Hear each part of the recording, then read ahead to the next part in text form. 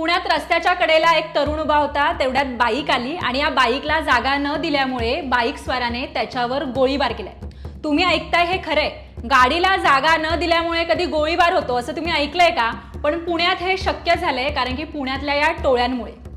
प्रकाश धुमाळ हा 36 वर्षाचा तरुण एका मंदिराजवळ उभा होता. तेवढ्यात काही बाईक आल्या आणि त्याला जागा दिली नाही म्हणून या गुंडांनी त्याच्यावर गोळीबार केला.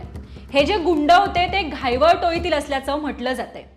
गुंडांनी मारलेली ही गोळी प्रकाश धुमाळच्या मानेला आणि गुडघ्याला लागली आणि तो जीव वाचवण्यासाठी प्रयत्न करून रस्त्यावर धावू लागला.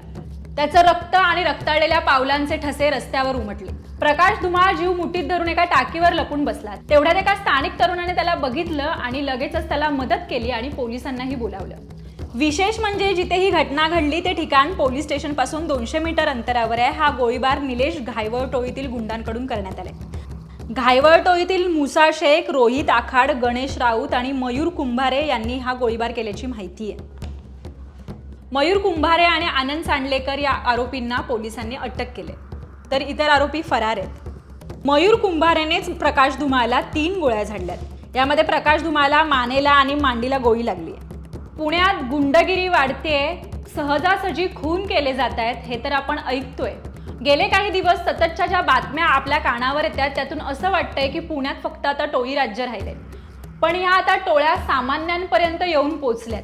आपल्या बाईकला जागा दिली नाही म्हणून कोणीतरी जर एखाद्यावर गोळ्या झाडणार असेल तर परिस्थिती किती भीषण आहे याचा आपण फक्त विचारच करू शकतो.